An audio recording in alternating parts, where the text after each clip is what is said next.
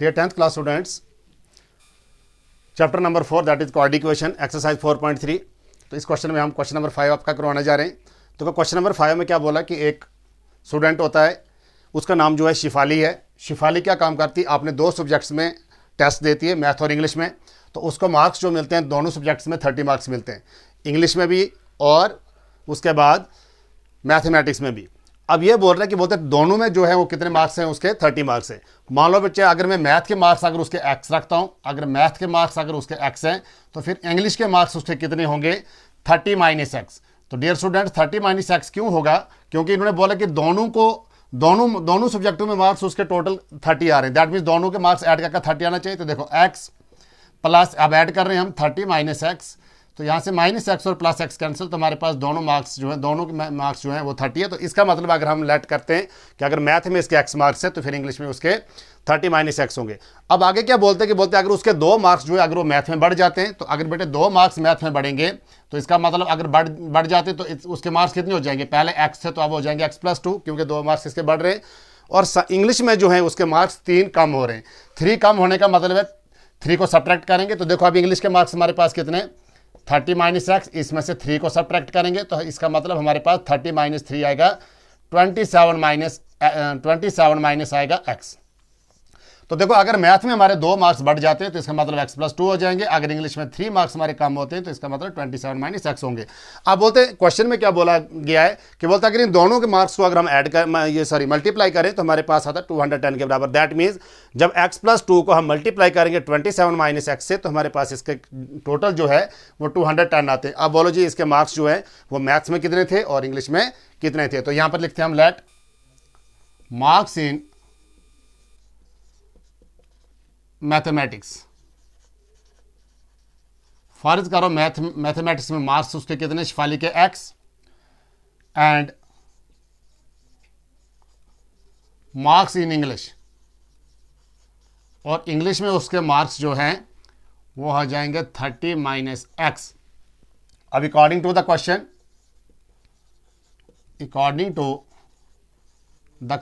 Question में ये कहा गया है मार्क्स इन मैथमेटिक्स, जो आपके पास क्वेश्चन बताया गया है उसके मुताबिक क्या होगा हमारे पास मार्क्स इन मैथमेटिक्स। तो देखो मार्क्स मैथमेटिक्स में मार्क्स कितने हो जाएंगे डियर स्टूडेंट्स, 2 बढ़ रहे हैं तो that means x plus 2, and marks in English, तो इंग्लिश में इसके 3 मार्क्स कम हो रहे हैं। तो अभी इसके इंग्लिश में मार्क्स कितने हमारे पास 30 माइनस एक्स, इसमें से 3 कम हो जाएंगे तो दैट मीन्स 30 माइनस 3 आएगा 27 माइनस एक्स। अब देयरफॉर अब इन्होंने बोला कि इनके प्रोडक्ट जो है वो किसके बराबर आता है, 210 के बराबर। तो therefore x plus 2 into 27 minus x, जब इन मार्क्स को मल्टीप्लाई करेंगे तो हमारे पास आता है 210 के इक्वल। दे दो एक्स से मल्टीप्लाई, यह आएगा 27x minus x into x हो जाएगा एक्स स्क्वायर, 27 2 ज़ार 54 माइनस 2 इंटू एक्स आ जाएगा 2x इक्वल्स टू 210।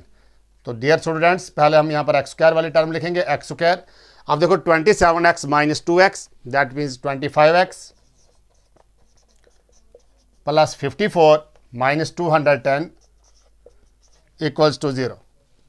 तो here minus X square plus 25x minus 156 equal to 0। देखो बेटे यहाँ पर 54 आपका प्लस है और 200 आपका माइनस है, प्लस माइनस माइनस। तो 210 में से जब 54 को हम सब्ट्रैक्ट करेंगे तो हमारे पास जो आता है इसका 156।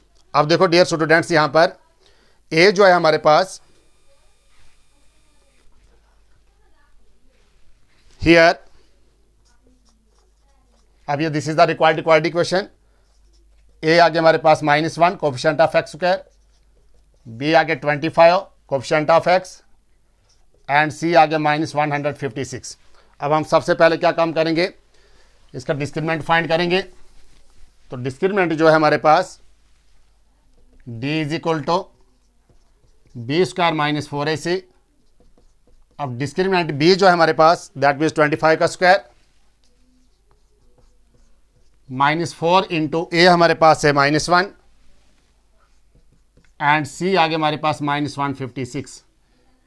तो here discriminant is equal to 25 का square that means 25 to 25 that means 625। अब माइनस को 3 टाइम्स मल्टीप्लाई यहाँ पर minus into minus into minus that means आएगा -156 4 जार 625। तो इसका मतलब हमारे पास डिस्क्रिमिनेंट जो है 1 के बराबर आ रहा है। आर आप लिख सकते हो 1 का square greater than 0। 10 roots are real and unequal. Now by applying quadratic formula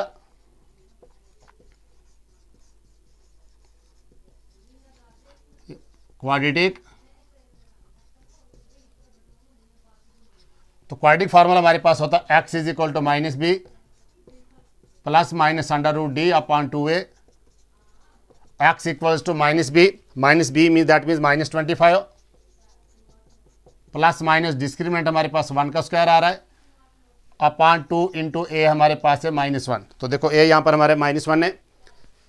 तो here x is equal to -25 plus minus square root cancel, तो यहाँ पर 1 अपॉन -2। तो एक बार क्या काम करेंगे, हम इन दोनों टर्म्स को ऐड करेंगे और एक बार सब्ट्रैक्ट करेंगे। तो हियर 25 प्लस 1 अपॉन -2 फिर 25 -1 अपॉन -2।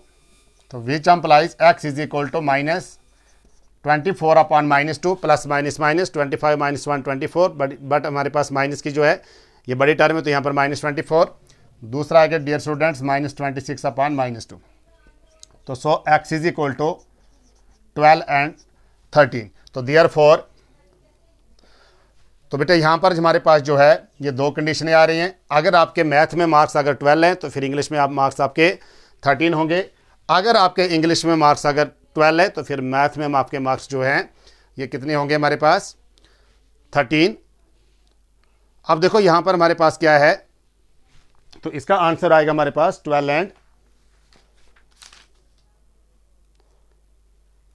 अब इन मार्क्स इन इंग्लिश, अब थोड़ा सा यहां पर और समझाना पड़ेगा आपको। अगर मान लो मैं अगर 12 मार्क्स जो है, if 12 marks in English are in mathematics then marks in English तो बेटे अगर मान लो हमारे 12 नंबर जो है 12 मार्क्स जो है अगर वो मैथ के हैं तो फिर इसका मतलब 30 में से जब 12 सब्ट्रैक्ट करेंगे तो हमारे पास इंग्लिश के 18 मार्क्स होंगे।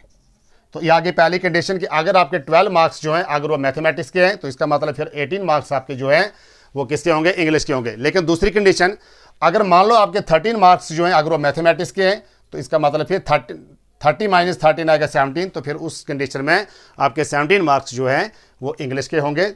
तो डियर स्टूडेंट्स, ये आपका था क्वेश्चन नंबर 5। तो अगर आपको ये वीडियो अच्छी लगी तो इसको शेयर ज़रूर करना। Thanks dear students.